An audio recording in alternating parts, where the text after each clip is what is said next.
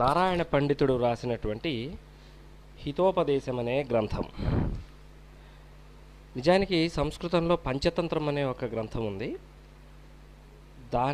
దాని తర్వాత హితోపదేశం వచ్చింది. పంచతంత్రంలో 5 కథలు ఉన్నాయి. హితోపదేశంలో మిత్రలాభము, మిత్రభేదము, సంధి, విగ్రహము అని 4 కథలు మాత్రమే ఉన్నాయి. ఈ కథా ప్రారంభం ఇక్కడ చేస్తున్నాడు అన్నమాట మంగళాచరణంతో. సిద్ధి సాధ్యే సతామస్తు ప్రసాదాత్ తస్య ధూర్జటే జాహ్నవీఫేన లేఖేవ యన్మూర్ధ్ని శశిన కలాం. ఈ గ్రంథం యొక్క ప్రాశస్త్యం ఏమిటంటే, శృతో హితోపదేశోయం పాటవం సంస్కృతోక్తిషు వాచాం సర్వత్ర వైచిత్ర్యం నీతి విద్యాం దదాతి చ. ఈ హితోపదేశం అనే గ్రంథాన్ని ఎవరైతే చదువుతారో వాళ్లకు సంస్కృత భాషలో ఉన్నటువంటి అనేక సూక్తులు, వాక్కులోని వైచిత్ర్యము, నీతి జ్ఞానము అలవడతాయి. ఇంకా ముఖ్యంగా విద్యలను ప్రశంసిస్తున్నాడు కవి. అజరామరవత్ ప్రాంగ్నో విద్యామర్థం చ సాధయేత్ గృహీతైవ కేశేషు మృత్యునా ధర్మమాచరేత్. బుద్ధిమంతుడైన వాడు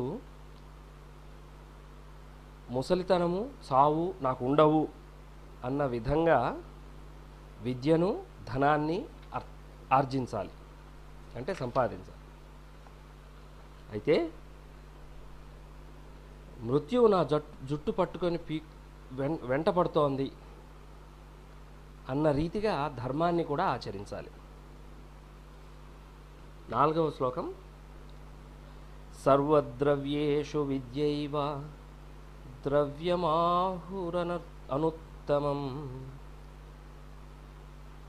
అహార్యత్వాదనర్ఘత్వా దక్షయత్వాచ్చ సర్వదా.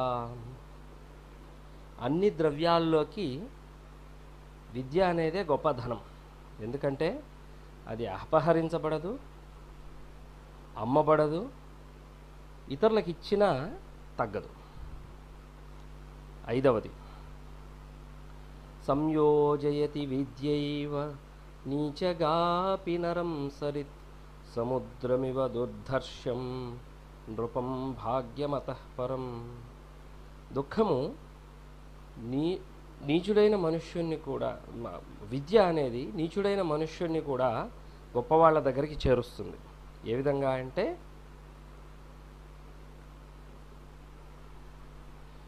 నది తుచ్చమైన వస్తువులను సముద్రం దగ్గరికి చేర్చినట్టు. 6. విద్యా దదాతి వినయం వినయాద్యాతి పాత్రతాం పాత్రత్వాద్ ధనమాప్నోతి ధనాత్ ధర్మం తతః సుఖం. విద్య వల్ల వినయము, వినయ వల్ల పాత్రత, పాత్రత వల్ల ధనము, ధనం వల్ల ధర్మము, ధర్మం వల్ల సుఖము లభిస్తాయి. విద్యా శస్త్రంచ శాస్త్రంచ ద్వే విద్యే ప్రతిపత్తయే ఆద్యా హాస్యాయ వృద్ధత్వే ద్వితీయా ద్రియతే సదా. శస్త్రవిద్య, శాస్త్రవిద్య అని 2 రకాలుగా విద్య ప్రసిద్ధము. వీటిలో శస్త్రవిద్య ముసలితనంలో హాస్య కారణమవుతుంది. శాస్త్ర విద్య మాత్రం ఎప్పటికీ అలంకారమే. 8వది. ఎన్నవే భాజనే లగ్న సంస్కారో నాన్యథా భవేత్ కథాచలేన బాలానాం నీతిస్తదిహ కథ్యతే.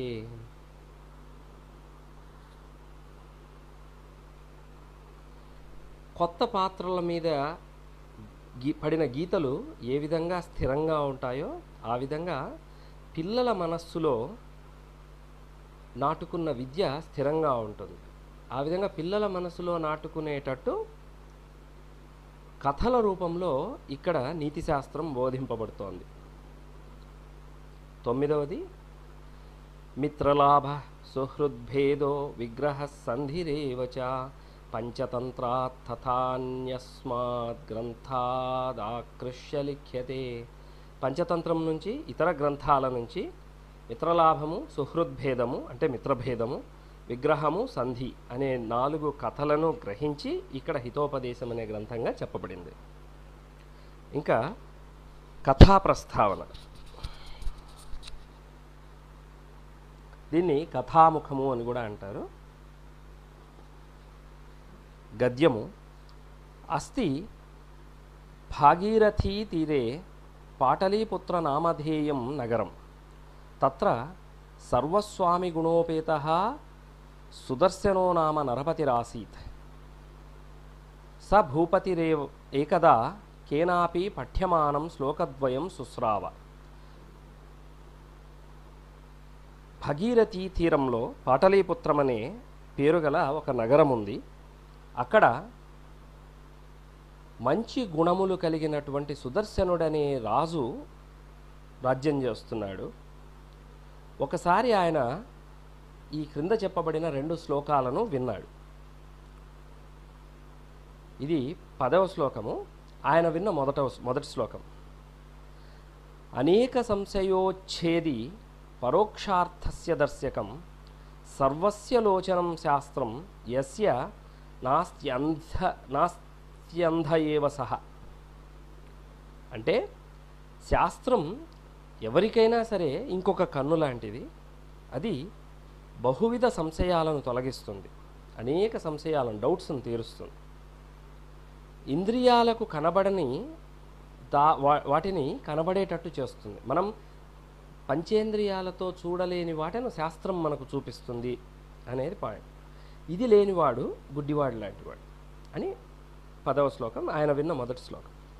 2వది యవ్వనం ధన సంపత్తి ప్రభుత్వం అవివేకిత ఏకైకమప్యనర్థాయ కిము యత్ర చతుష్టయం. యవ్వనము, ధనము, ప్రభుత్వము, అవివేకము, ఈ 4గింట్లో మనిషిని దిగజార్చడానికి ఒకటి చాలు. ఇంకా 4 ఒకే చోట ఉంటే ఇంకా చెప్పే పని లేదు. ఈ 2 శ్లోకాలను ఆయన విన్నాడు. విని ఇట్లా అనుకుంటున్నాడు గద్యం. ఇత్యాకర్ణ్య ఆత్మనః పుత్రాణం అనధిగత శాస్త్రాణం నిత్యమున్మార్గగామినాం అనుష్ఠానేనోద్విగ్నమనాః స రాజా చింతయామాస. రాజు ఇట్లా అనుకున్నాడు, నాకున్న ఈ 4 కొడుకులు ఏ విద్యలు నేర్చుకోకుండా చెడుదారిన పడుతున్నారు. వారి శాస్త్ర విరుద్ధ ప్రవర్తన నాకు దుఃఖం కలిగిస్తోంది అని ఆలోచించడం మొదలుపెట్టినాడు. 12వది కోऽర్థః పుత్రేణ జాతేన యో న విద్వాన్ న ధార్మికః కాణేన చక్షుషా కిం వా చక్షుఃపీడైవ కేవలం. విద్య లేనివాడు, ధర్మం తెలియనివాడు, అట్లాంటి పుత్రునిచే ఏమి ఉపయోగం? గ్రుడ్డిదైన కంటి వల్ల కంటికి బాధ తప్ప ప్రయోజనమేం లేదు కదా. 13వ శ్లోకం అజాతం మృతమూర్ఖాణం వరమాద్యౌ న చాంతిమః సకృద్దుఃఖకరావాద్యా అంతిమస్తు పదే పదే. పుట్టనివాడు, పుట్టి చనిపోయినవాడు, పుట్టి మూర్ఖుడైనవాడు అనే ఈ 3 పుత్రుల్లో మొదటి 2 కొంత మేలు. ఎందుకంటే మొదటి వాళ్ళు ఒకసారి మాత్రమే దుఃఖం కలిగిస్తారు. పుత్రుడు జీవితాంతం దుఃఖం కలిగిస్తూనే ఉంటాడు పదే పదే. 14వ శ్లోకం కించ ఎట్లా అంటే వరం గర్భస్రావో వరమపి చ నైవాభిగమనం వరం జాతః ప్రేతో వరమపి చ కన్యావజనిత వరం వంధ్యా భార్యా పరమపి చ గర్భేషు వసతి నా వా అవిద్వాన్ రూపద్రవిణ గుణయుక్తోపి తనయః. ఎట్లా అంటే గర్భస్రావం కలగడం, కాలంలో భార్యను కలవకపోవడం, ఏదో ఒక విధంగా సంతానం కలిగిన అది పుట్టకతోనే చావడం, కన్యగా పుట్టడం, భార్య గొడ్రాలు కావడం, సంతానం గర్భంలోనే ఉండడం, ఇవన్నీ కొంత మంచిదే. రూపము ధనము ఉన్నప్పటికీ విద్వాంసుడు కాని పుత్రుడు జనించడం మాత్రం మంచిది కాదు. 15వది స జాతో ఏన జాతేన యాతి వంశ సమున్నతిం పరివర్తిని సంసారే మృత కోవా న జాయతే. ఎవడి పుట్టడం వల్ల వంశము యొక్క కీర్తి వృద్ధి పొందుతుందో అట్టివాడి జన్మ ధన్యమవుతుంది. ఈ నిత్యం మార్పు చెందే ఈ ప్రపంచంలో చచ్చిన వారంతా పుట్టునే ఉన్నారు కదా. 16వది గుణి గణ గణనారంభే నా పతతి కఠినీ ససంభ్రమా యస్య తేనాంబా యది సుతిని వదవంధ్యా కీదృశీ భవతి.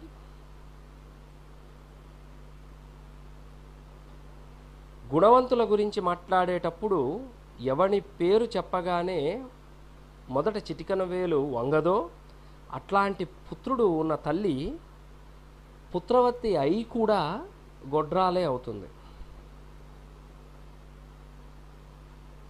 17వది దాని తపసి శౌర్యే చ యస్య న ప్రథితం మనః విద్యయామర్థలాభే చ మాతురుచ్చార ఏవ సహ.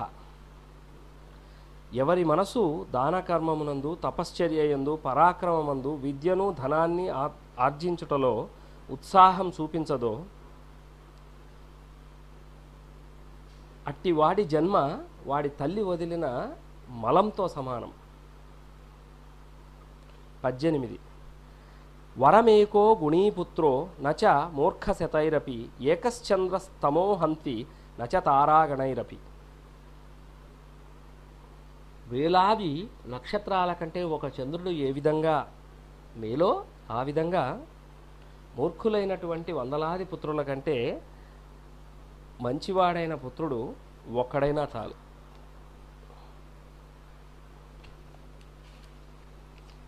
19వది పుణ్యతీర్థే కృతం ఏన తపః క్వాప్యతి దుష్కరం తస్య పుత్రో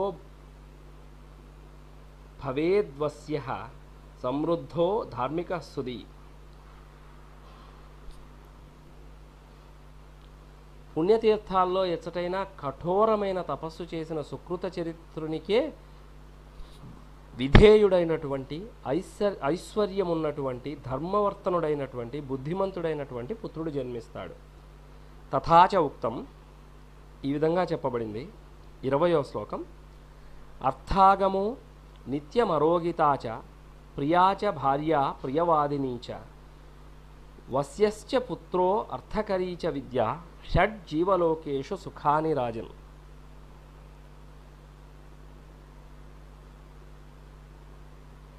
ఓ రాజా, ఈ లోకంలో యావజ్జీవితం తగినంత ధనం సమకూరడం, ఆరోగ్యం, ప్రియురాలు, మధుర భాషిణి అయిన భార్య, విధేయుడైన పుత్రుడు, ధనాన్నిచ్చే విద్య, ఈ 6 ఉండడం అనేది సుఖదాయకము. 21 కో ధన్యో బహుభిః పుత్రైః కుశూలా అపూర్ణ అఢకైః వరమేకః కులాలంబీ యత్ర విశ్రూయతే పితా.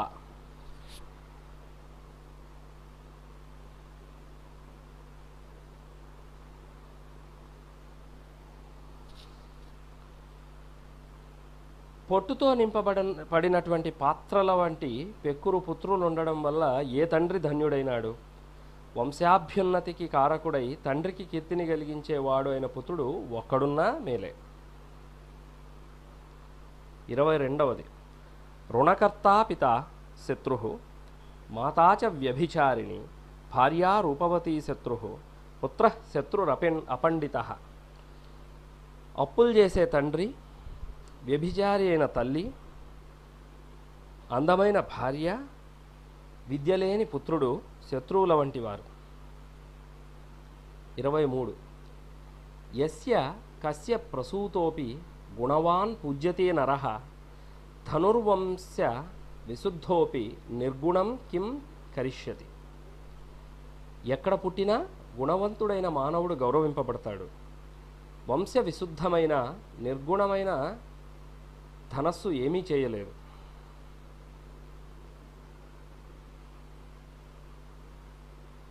24 హా హా పుత్రక, హా హా పుత్రక, నా అధీతం గతాశ్వేతాసు రాత్రిషు తేన త్వం విదుషాం మధ్యే పంకే గౌరీవ సీదసి.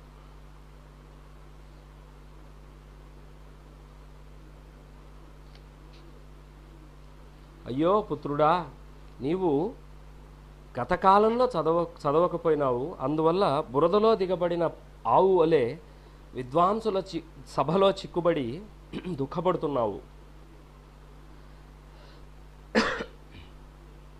తత్ కథ మిదానీం ఏతే మమ పుత్ర గుణవంతః క్రియంతాం అని రాజు ఏ విధంగా ఇప్పుడు నా పుత్రులను విద్యావంతులను గుణవంతులను చేయగలను అని ఆలోచించినాడు. ఆలోచించి 25వ శ్లోకం ఈ విధంగా అనుకుంటున్నాడు.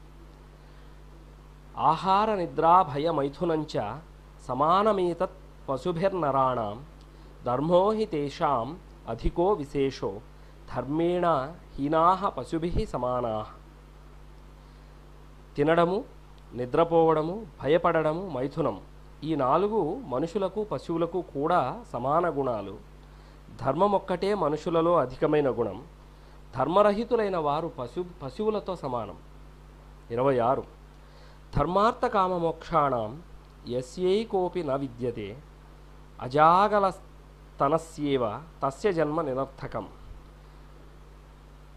ధర్మం, అర్థం, కామం, మోక్షం అనే ఈ 4 పురుషార్థాలలో ఏ ఒక్కటి లేని వాని జన్మ కూడా మేక మెడలో వేలాడే చన్నువలే నిష్ఫలం. 27 యచ్చోచ్యతే ఏ విధంగా అంటే 27వ శ్లోకం ఆయుః కర్మచ విత్తంచ విద్యా నిధనమేవచ పంచైతాన్యపి సృజ్యంతే గర్భస్థస్యైవ జంతునః. ఆయువు, కర్మ, ధనం, విద్య, మరణం ఈ 5 గర్భంలో ఉండగానే ప్రాణికి నిశ్చితాలు. అవశ్యం భావినో భావా భవంతి మహతామపి నగ్నత్వం నీలకంఠస్య మహాహిశయనం హరేహ. ఎట్లాంటి మహాత్ములకైనా అవశ్యం సంభవింపదగిన సుఖదుఖాలు తప్పక సంభవిస్తాయి. అంటే విధి బలీయము. ఏ విధంగా అంటే పరమేశ్వరుడికి దిగంబరత్వము, లక్ష్మీనాథుడికి ఏ పాము మీద పండుకోవడము, ఇది నిదర్శనాలు.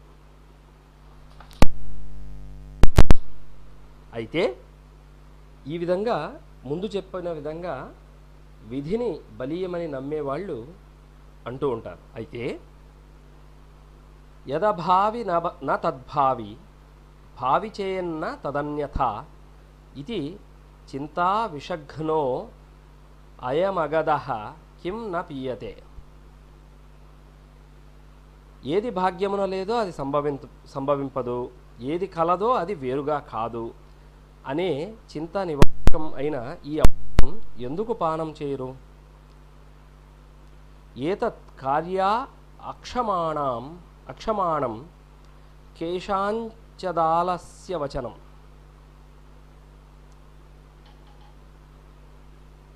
ఇది ఇలా పలకడం కార్యాన్ని సాధింపచాలి అంటే పై విధంగా అనుకోవడం కార్యసాధకులు కాని వాళ్ళు చేసే పని. అయితే కార్యసాధకులైన వాళ్ళు ఈ విధంగా అనుకుంటారు. యథా హేకేన చక్రేణ న రథస్య గతిర్భవేత్ తథా పురుషకారేణ వినా దైవం న సిద్ధ్యతి. ఏ విధంగా అయితే ఒక చక్రంతో రథం నడవదో ఆ విధంగా పురుష ప్రయత్నం లేకుండా దైవము సిద్ధింపదు. తథాచ పూర్వజన్మకృతం కర్మ తద్దైవమితి కథ్యతే. తస్మాత్ పురుషకారేణ యత్నం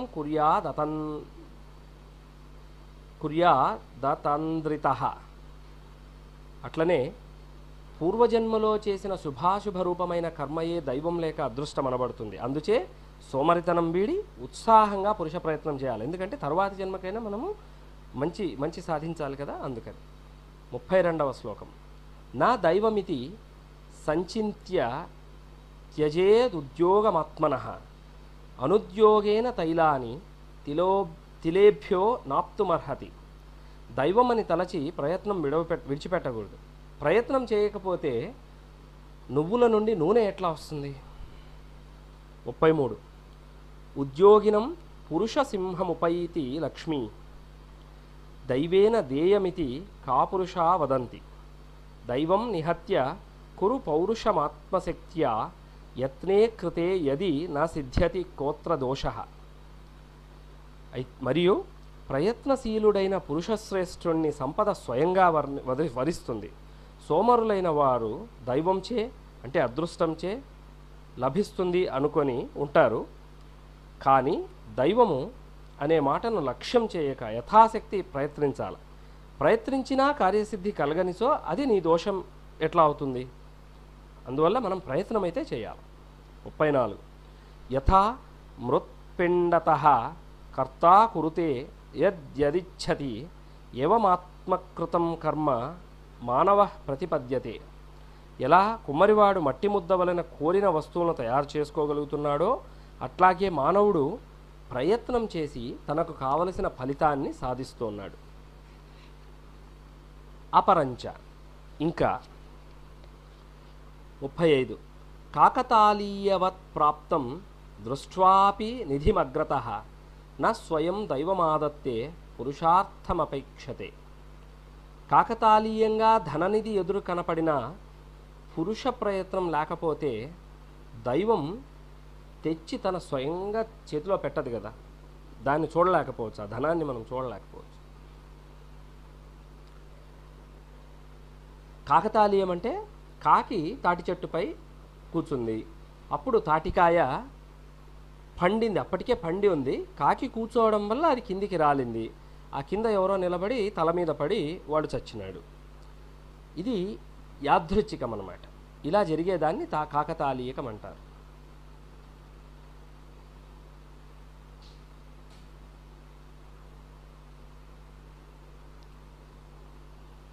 36.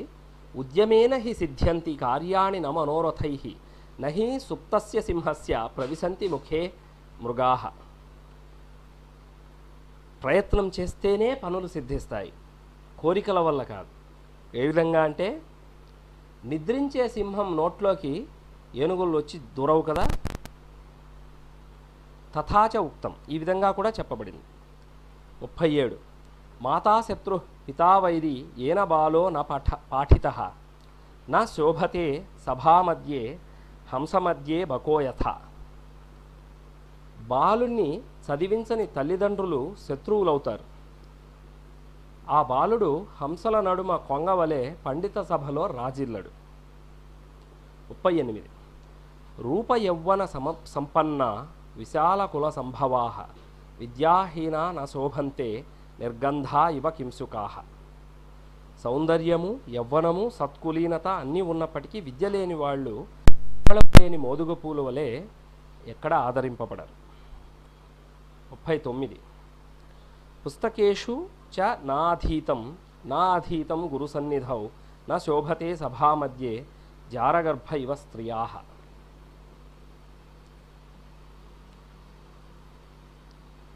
యథాశక్తి స్వయంగా కానీ గురు సన్నిధిలో కానీ శాస్త్రాధ్యయనం చేయని వాడు నిష్ప్రయోజనం అవుతాడు. గద్యము. ఏతచ్చింతయిత్వా రాజా పండిత సభాం కారితవాన్. ఇట్లా ఆలోచించి రాజు పండితులైన వాళ్లతో ఒక సభ చేసినాడు.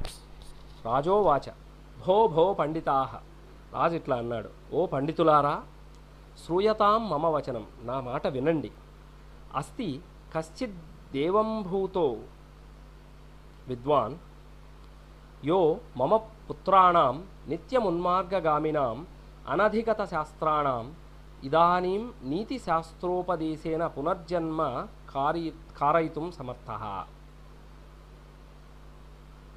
ఏమన్నాడంటే, అయ్యా ఈ మాట వినండి, నా పుత్రులైన వాళ్ళు శాస్త్రజ్ఞానము లేక నిత్యం చెడదారిలో చరిస్తున్నారు.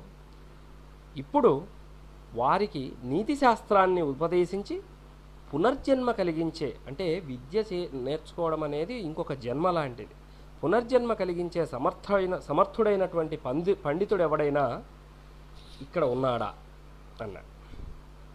యతః 40వ శ్లోకం.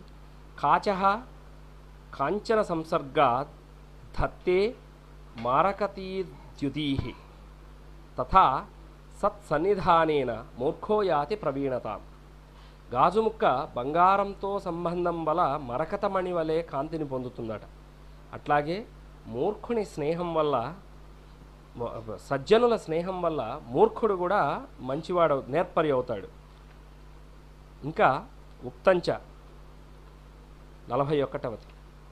హ్రియతే హి మతిస్థాతహీనైః సహ సమాగమాత్ సమైశ్చ సమతామేతి విశిష్టైశ్చ విశిష్టతాం.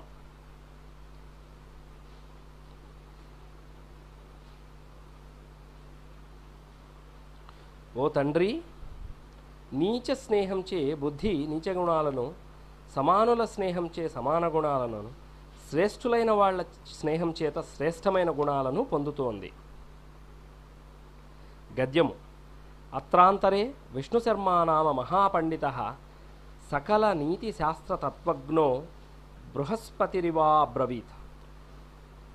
ఆ తర్వాత విష్ణుశర్మ అనే ఒక మహాపండితుడు సకల నీతి శాస్త్ర తత్వజ్ఞుడైనటువంటి వాడు బృహస్పతి వలె ఇలా అన్నాడు. దేవా, ఓ రాజా, మహాకుల సంభూత ఏతే రాజపుత్రాః. మహావంశము నుండి, రాజవంశంలో పుట్టినటువంటి ఈ రాజపుత్రులైన వాళ్ళు తన్మయా నీతిం గ్రాహయితుం శక్యంతే. నేను చెప్పే నీతులను నేర్చుకోవడానికి సిద్ధంగా తగినవారు. యతః నా అద్రవ్యే నిహితా కాచిత్ క్రియా ఫలవతీ భవేత్ నా వ్యాపార శతేనాపి సుఖవత్ పఠ్యతే బకః. ఎలయనగా అయోగ్యమైన వస్తువు ఎడ చేసిన క్రియ ఎంత ప్రయత్నం చేసినా ఫలవంతం కాదు. ఎన్ని ప్రయత్నాలు చేసినా కొంగను చిలక వలె పలికింపలేం కదా. నా అద్రవ్యే నిహితా కాచిత్ క్రియా ఫలవతీ భవేత్ నా వ్యాపార శతేనాపి సుఖవత్ పాఠ్యతే బకః. 43వ శ్లోకం. అన్యచ్చ 43.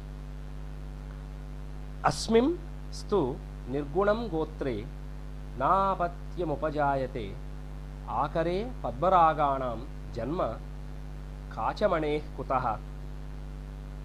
పద్మరాగాలకు నిలయమైనటువంటి గనిలో గాజు ముక్కలు ఎట్లా పుడతాయి, ఆ విధంగా నీలాంటి వాళ్ళున్న రాజవంశంలో మూర్ఖులు పుట్టే అవకాశం లేదు, కాబట్టి విచారించొద్దు అని చెప్పిన. గద్యము. ఆతోహం షణ్మాసాభ్యంతరే భవత్పుత్రాన్ నీతిశాస్త్రాభిజ్ఞాన్ కరిష్యామి. రాజా, నేను 6 నెలల లోపల నీ కొడుకులను నీతిశాస్త్ర కోవిదులను చేస్తాను అని ఆయన ప్రతిజ్ఞ చేస్తే, రాజా సవినయం పునరువాచ. రాజు వినయంగా ఈ విధంగా అన్నాడు. కీటోపి సుమనః సంగాదారోహతి సతాం శిరః అస్మాపి యాతి దేవత్వం మహద్భిః సుప్రతిష్ఠితః. పురుగు సైతం పుష్ప సంబంధం వల్ల సజ్జనుల శిరస్సును ఆరోహిస్తోంది. రాయియు మహాత్ములచే ప్రతిష్ఠితమై దేవత్వాన్ని పొందుతోంది. 45వ శ్లోకం. యథో దయ గిరేర్ద్రవ్యం సన్నికర్షేణ దీప్యతే తథా సత్సన్నిధానేన హీనవర్ణోపి దీప్యతే. మరియు స్వయంగా కాంతిహీనాలైనటువంటి రాళ్ళు మొదలైన వస్తువులు ఉదయ పర్వత సంబంధంచే ప్రకాశించినట్టు గుణహీనుడైన వాడు సైతం సజ్జనుని సన్నిధానం చేత ప్రకాశిస్తాడు. 46 గుణంగేషు గుణా భవంతి తే నిర్గుణం ప్రాప్య భవంతి దోషాః ఆస్వాద్యతోయాః ప్రవహంతి నద్యః సముద్రమాసాద్య భవంత్యపేయాః. సత్యాది సద్గుణాలు గుణజ్ఞులయందే సద్గుణాలై భాసిస్తాయి. గుణహీనుని ఎడల అవి దోషాలవుతాయి. ఎట్లా అనగా తీయని నీళ్లతో నిండినటువంటి నదులు సముద్రాన్ని చేరగానే ఆ నీళ్లు తాగడానికి పనికిరానిదవుతుంది. కనుక ఈ నా పుత్రులకు నీతిశాస్త్రం ఉపదేశించడానికి మీరు సమర్థులు అని విష్ణుచర్మ చేతికి తన పుత్రులను బహుమానపూర్వకంగా సమర్పించినాడు.